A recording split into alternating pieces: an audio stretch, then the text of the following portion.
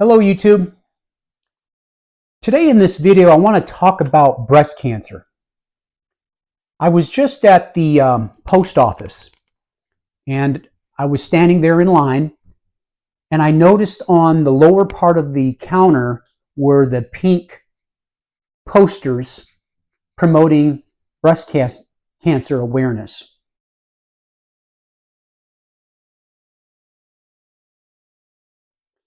And got home and I looked it up, and next month, October, is Breast Cancer Awareness Month. And I've often noticed and wondered, and for some reason it just makes me think, why such the promotion on breast cancer awareness? And you see the pink signs, you see the pink promotions, the pink ribbons, you see it in businesses. I've even seen it inscribed on trucks. We support breast cancer awareness. And you'll see car dealerships with their pink license plate frames with the breast cancer awareness. And then I'm thinking, why not for prostate cancer for men? You don't see such the big hubbub as we do for the breasts. I'm just like any other man. I love breasts, but it just makes me wonder why so much emphasis is on it. And I just think perhaps maybe it's just good for business and the attention that it gets and the revenue that is generated in fundraisers and events and walks and 5Ks and all of that. And so, but my recent reading and my own personal research has shown me that we're not addressing the root cause of a lot of these ailments, degenerative diseases that we're experiencing here in America, and one of them being breast cancer. And so my seeing that, and so that's what sparked this video. So I came home and I grabbed one of my books off the bookshelf here and opened it up to the breast cancer page. So I just wanted to talk mainly to the women out here, and hopefully if this reaches one woman and it gets you to think a little bit in regards to this issue, then this is well worth it. Something I found interesting in my research, and I'll read it here off the iPad. When Chinese, Japanese, or Filipino women migrate to the United States, breast cancer risk rises over several generations and approaches that among U.S. whites. Now, isn't that interesting?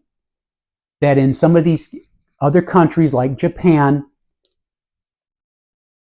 even some certain tribes, the diseases we have are unheard of in their culture. They can't even remember the last time somebody had prostate cancer or breast cancer or hypertension or had a stroke or heart disease. They're looking at each other like, huh? No, we don't have that. No. And so then they come to America, or the Japanese that came and migrated to Hawaii. What happened? Started developing the breast cancers and everything else. There have been doctors, other experts who have been screaming from the rooftops in regards to diet, nutrition, and food, and how it's impacting our health and very well could be causing a lot of these issues that we are experiencing. One of those doctors, a PhD, who wrote this book, The China Study, and I believe he even spoke in that documentary, Forks Over Knives. T. Colin Campbell, PhD, The China Study. Great book. The most comprehensive study of nutrition ever conducted. Startling implications for diet, weight loss, and long-term health. Very eye-opening book. Or look him up online or on YouTube, and he gives many great talks that you can listen to if you're not a reader. So ladies, here it is. Listen up here for a minute, okay? Now, I'm just going to read a little bit on some of the things that he said, and I hope that this is helpful to you and not buying a lot of this stuff that's going on and being propagated and promoted to keep the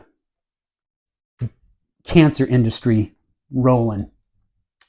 And we most certainly can prevent a lot of this stuff. And that's why I sit here and make this video. Risk factors. He says there are at least four important breast cancer risk factors that are affected by nutrition, as shown in chart 8-1. There's that chart, and I'm going to read that chart to you. Many of these relationships were confirmed in the China study after being well established in other research. Here's this chart, okay? Breast cancer risk factors and nutritional influence. Okay, the first side of this chart, okay? Risk of breast cancer increases when a woman has early age of menarche, which is first menstruation. Okay?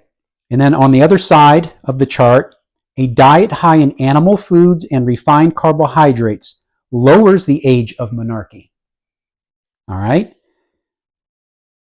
Risk of breast cancer increases when a woman has late age of menopause. Animal foods, refined carbohydrates raises the age of menopause. Okay? Risk of breast cancer increases when a woman has what? High levels of female hormones in the blood. Okay? Animal foods, refined carbohydrates increases female hormone levels. Risk of breast cancer increases when a woman has high blood cholesterol. Okay? And, of course, as we know, diets high in animal foods and refined carbohydrates increases blood cholesterol levels. Okay? With the exception of blood cholesterol, these factors are variations of the same theme. Exposure to excess amounts of female hormones, including estrogen and progesterone, leads to an increased risk of breast cancer. Women who consume a diet rich in animal-based foods with a reduced amount of whole plant-based foods reach puberty earlier and menopause later, thus extending their reproductive lives.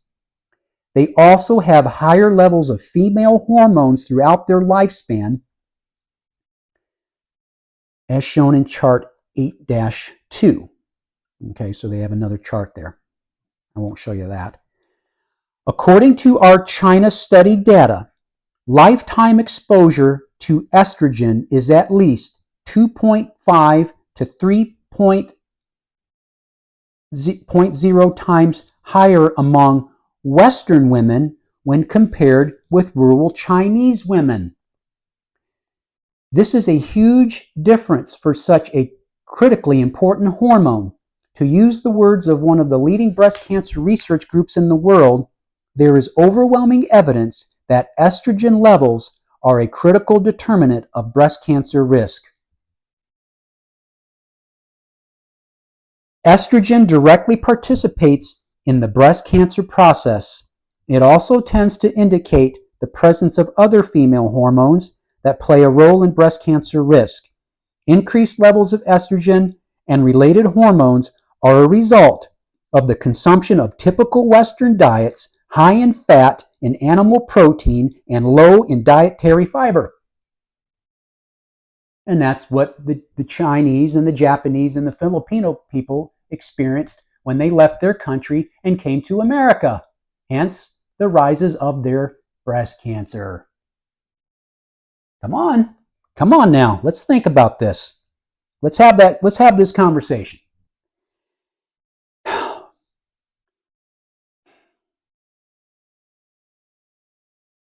This idea that breast cancer is centered on estrogen exposure is profound because diet plays a major role in establishing estrogen exposure.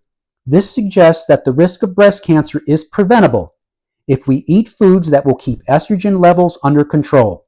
The sad truth is that most women simply are not aware of this evidence. That's why I'm speaking. I want to make you guys aware of this. We don't have to continue to deal with this crap in America. We're in control here. If this information were properly reported by responsible and credible public health agencies, I suspect that many more young women might be taking very real, very effective steps to avoid this awful disease. Look at that. And how tragic if you got women removing their breasts to prevent this because somebody in their family had it and they think that they're predispositioned to get it themselves, and then they're perfectly fine and they lob their boobs off. That's a tragedy. I think most men would agree. We like your boobs, ladies. Love for you to keep them. Now he talks about genes. Understandably, women who are most afraid of this disease have a family history of breast cancer. Family history implies that genes do play a role in the development of breast cancer, but I hear too many people say in effect that it's all in the family and deny that they can do anything to help themselves. The fatalistic attitude removes a sense of personal responsibility for one's own health and profoundly limits available options. Did you hear that? It is true that if you have a family history of breast cancer, you are at an increased risk of getting the disease. However, one research group found that less than 3% of all breast cancer cases can be attributed to family history. Even though other groups have estimated that a higher percentage of cases are due to family history, the vast majority of breast cancer in American women is not due to family history or genes, but genetic fatalism continues to define the nation's mindset. Yep, it's just the cards that I've been dealt. It's just part of getting old. Alzheimer's and hearing loss and all this and that. Arthritis and my neuropathy and my blood pressure and got to get my pills and no, this is not normal. It's not a part. This does not have to be a part of getting old. And we just accept it as, oh, well, it's just the way it is. It's in the genes. It runs in the family. You know what runs in the family? Poor nutrition, poor diet. Daddy eating like grandpa ate and the son or the daughter and eating like mom and dad eat. That's what runs in the family. Poor diet. And we don't take this serious at all. And we're just not getting it. We're not grasping this. And you can just see it when you go outside. I mean, just when I was at the post office, oh my goodness, how big people are. We're huge people. We are. This is bad, and I'm just like, you know what? That's why I make videos like this. At least I can do my little small part and talk about this and live my example, and to keep my weight down and stay healthy and walk every day and eat a whole foods plant-based diet, eating the whole grains, eating the starches and the potatoes and the beans and the corn and the barleys and the fruits and the vegetables, okay? And significantly limiting the sugar that it doesn't come natural in nature. The refined sugar is terrible for us. All these sweets is not good. And the oils and all the fats and the cholesterol. And we just don't seem to grasp what it's doing to our body down at the cellular level and what it does to the red blood cells and the white blood cells and how it impacts everything in our body. And by eliminating a lot of this fatty foods that has shown to cause many of these things like colon cancer, high fat diets is what's making us sick and giving us all these cancers. And we scratch our head, gee, I wonder why we keep getting all these a rise in cancer. Yes, and the processed food has something to do with it too. The processed foods and the ultra processed foods and the junk that we're eating, the junk that we're drinking, it all has a play in all this. And I think a lot of these people that are on these keto diets and carnivore diets don't realize how dangerous that diet is and the bad bacteria that meat causes in your gut, versus a whole foods is a healthier bacteria for your gut health than putting all that rotten meat in you.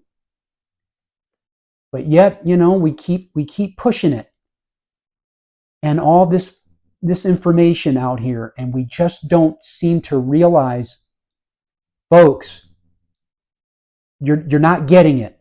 Folks aren't getting it. And most folks aren't. And even when you show them the studies,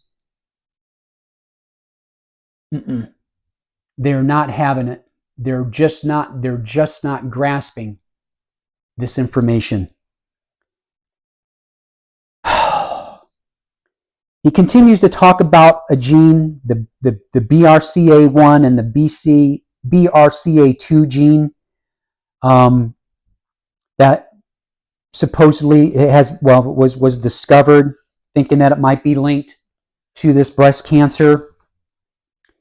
And he continued to go into detail about it. And then he said here at the end, I do not mean to diminish the importance of knowing all there is to know about these genes for the small minority of women who carry them, but we need to remind ourselves that these genes need to be expressed in order for them to participate in disease formation, and nutrition can affect this.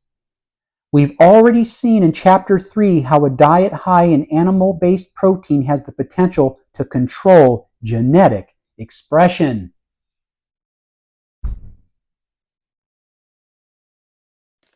Then he talks about screening and prevention, non-nutritional prevention. Those mammograms that you ladies go to and everything. With all this new information regarding genetic risk and family history, women are often encouraged to get screened for breast cancer. Screening is a reasonable step, especially for women who have tested positive for the BRCA gene. But it is important to remember that doing a mammography or getting a genetic test to see if you harbor BRCA genes does not constitute prevention of breast cancer. Screening is merely an observation to see whether the disease has progressed to an observable state. Some studies have found that groups of women who undergo frequent mammography have slightly lower mortality rates than groups of women who do not undergo frequent mammography. This implies that our cancer treatments are more likely to be successful if the cancer is found at an early stage. This is likely to be true, but there is some concern over the way statistics are used in this debate. Beyond the current screening methods, there are other non-nutritional options for prevention that have been promoted. They are especially of interest to women who have high risk of breast cancer due to family history and or the presence of the BRCA genes. These options include taking a drug such as tamoxifen, and or a mastectomy. So this tamoxifen is one of the most popular drugs taken to prevent breast cancer, but the long-term benefits of this option are not clear. One major U.S. study showed that tamoxifen administered over a period of 4 years to women at increased risk of breast cancer reduced the number of cases by an impressive 49%. This benefit, however, may be limited to women whose estrogen levels are very high. It was this result that led to the U.S. Food and Drug Administration to approve use of tamoxifen by women who meet certain criteria. Other studies suggest that the enthusiasm for this drug is not warranted. 2 less substantial European trials have failed to show any statistically significant tamoxifen benefit, raising some doubts about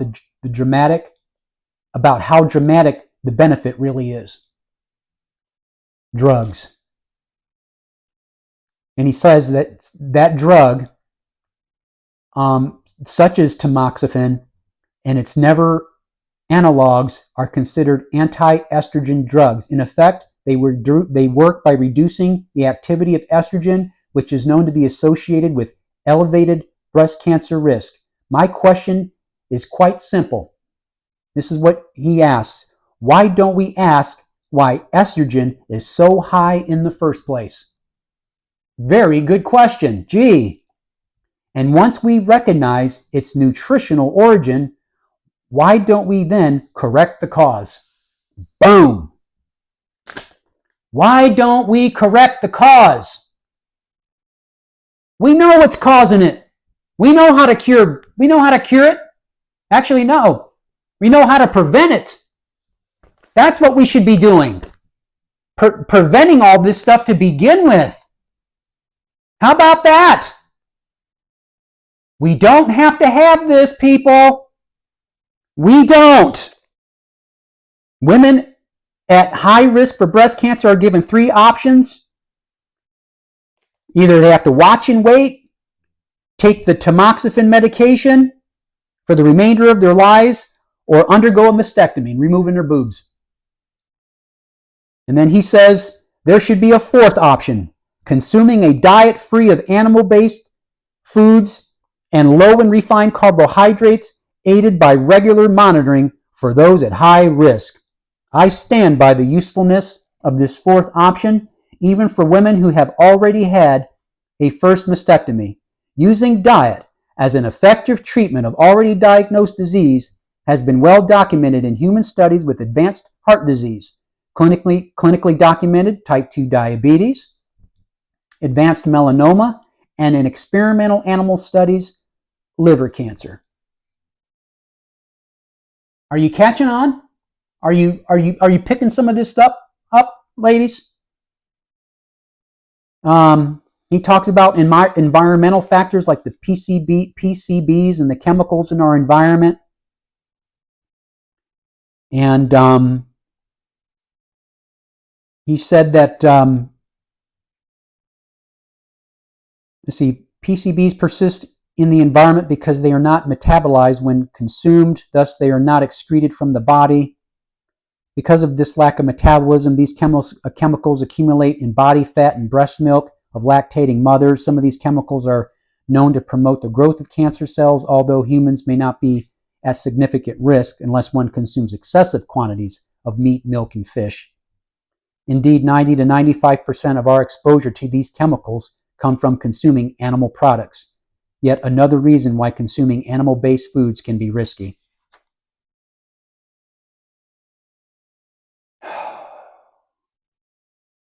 Hormone replacement therapy he talks about.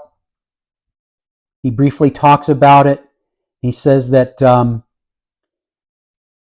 whether to use hormone replacement therapy, which increases breast cancer risk, HRT is taken by many women in order to alleviate unpleasant effects of menopause, protect bone health, and prevent coronary heart disease. However, it is now becoming widely acknowledged that HRT is not as beneficial as once thought, and it may have certain severe side effects. Okay? And then he says that instead of relying on HRT, listen to this. I suggest that there are better ways using food. The argument goes like this. During the reproductive years, hormone levels are elevated, although the levels among women who eat plant-based diets are not as elevated. When women reach the end of their reproductive years, it is entirely natural for reproductive hormones of all women to drop to a low base level.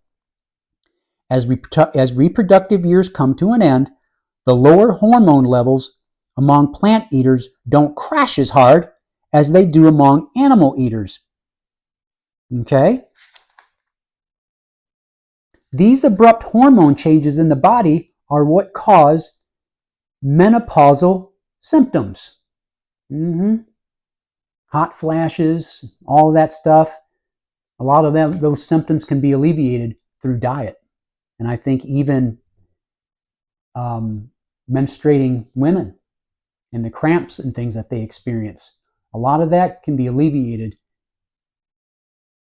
by diet. By diet. Here we go again. Diet. Therefore, a plant-based diet leads to less severe hormone crash and a gentler menopause. So I just wanted to talk about that. And I hope you got something. But don't rely on me. Look it up yourself, folks. And you can see it from these other cultures that they don't have this problem like we do. And I hope that we start seeing this. And there have been people who have been talking about this stuff for years. I discovered this guy, nutritionist, Nathan Pritikin. The Pritikin Program for Diet and Exercise. And he wrote this book, still got that old book smell.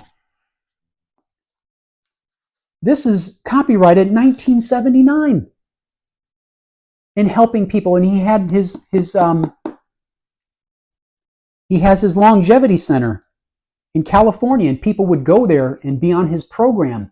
And when they would leave after a couple of weeks or a month, people would walk out of there off their medications, not taking insulin anymore, dropped 10, 15, 20 pounds, feel so much better and a new lease on life. And helping people with all of those conditions by adjusting their diet. And he has a great program in here. And but he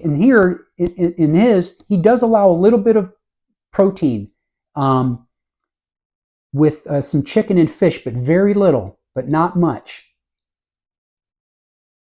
And but this is the book I'm currently reading now, the Pritikin Program, and it's just another eye-opener. And right now, I'm in the case studies of people who's giving their stories here. I'll just read a short one here. Let's see here. Case study. Airline pilot, 58 years old. He had diabetes, hypertension. On a routine physical, this TWA pilot from Clearwater, Florida, discovered he had elevated blood sugar and a strikingly positive glucose tolerance test, which was diagnosed as diabetes. He arrived at the center on August 9th, 1976. His blood pressure, treated with drugs, was right at the top of the FAA limit, and he was suspended from flying. By the end of his month stay, he had a completely normal glucose tolerance test and a normal blood pressure without medication. When he returned home, he was permitted to resume flying. After 1 year, he was still flying. His diabetes and hypertension were relics of the past. The only time he has trouble sticking to the diet, he says, is when he's flying. Not all his symptoms vanished immediately. An old leg pain diagnosed as intermittent intermittent claudication remained, but was more easily tolerated. He never had to stop jogging on account of it. And although the atherosclerosis was clearly present, the high blood pressure, blood fats, and cholesterol levels came down to normal by the end of his stay. 1970s, folks. Why don't we hear of Nathan Pritikin? It's just under the rug, under the radar, and on the used bookshelf, collecting dust to be forgotten. And we just continue on in our current state of affairs in America, eating junk, eating all this junk and fat and cholesterol, junk food, low fiber, poor habits, and you see how sick we frickin' are. So let's take as you go around your business, and I'm sure you'll see the advertisements and you'll see the signs for breast cancer, and save the tatas, and motorcycle rides, and all this and that, all for that. Let's stop and think a minute. Yeah, find a cure. Okay, great. But let's think about preventing it from the first place. Okay? So look at it. Look it up yourself. And take a look at this and study it for yourself. We do not have to have these things. We don't have to age with this stuff. And I see it with my neighbors. I'm like, oh, they don't know. They don't know. One guy here, he's got Crohn's disease, hard of hearing. That's part of a poor diet too, with fat and cholesterol and how it reduces oxygen and damages the doggone ears. He can hardly hear. He's bent over. Just, And then his wife, 2-time breast cancer survivor, Parkinson's disease. She's in a care home. She got more issues, health issues. And I'm like, they don't know. And of course, you don't want to tell them that they brought that on themselves. That was what they're experiencing was preventable. Absolutely preventable. If they would have known, but they didn't know. And see, I think if people only understood and knew, more people would change.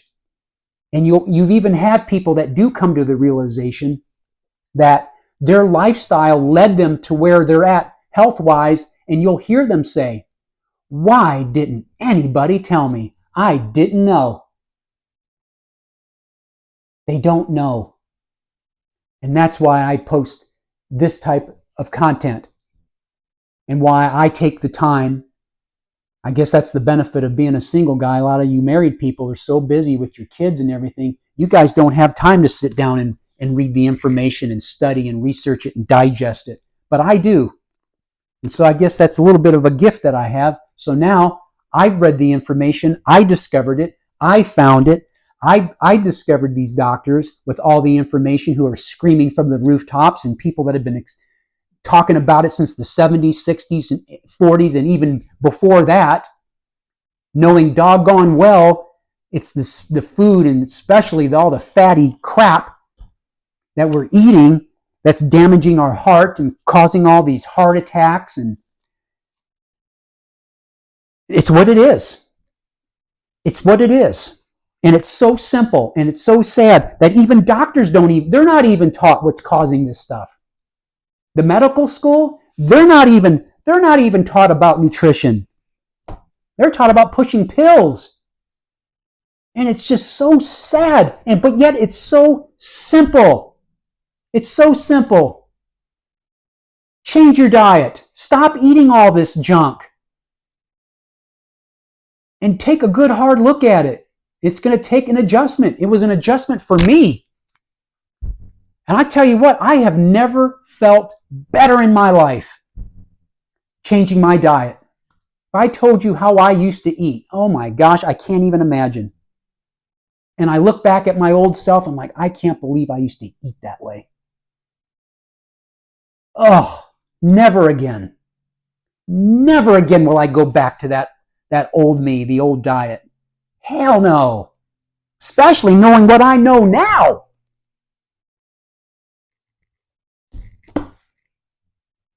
You know, I want to live well and still stay healthy and trim and fit and still have a nice libido and stay fit and trim and attractive and be able to go do things and experience things, even in later life, and not be the broken down old man, big gut and prostate cancers and cardiovascular and holy crap, no, not me. I don't want it. I don't want to live that way. And I see my neighbors, and a lot of them do, and I just sit back and I watch and I look at them and hobbling around, and I'm like, these people don't know. Oh, they don't know what they're putting in their bodies and what the damage that they're doing. They simply don't know. Anyway, I'll stop. Anyway, I hope that somebody got something from this. Ladies, take a good look at it and look at your diet. You don't have to suffer from this or worry about this doggone breast cancer. Just because your mom had it or your grandmother had it doesn't mean you have to have it, and it doesn't mean that your daughter has to have it. Don't cut your breast off. You don't have to do that kind of thing. And you can just make some modifications, change your diet, and man, you will never have to worry about this stuff, and then other things too. Okay? That's why I post it. I say it because I care. So that is all. Thanks for listening through all this, and I'll see you guys on the next one, whatever I feel it's compelled to share with y'all. Talk to you guys later. Take care.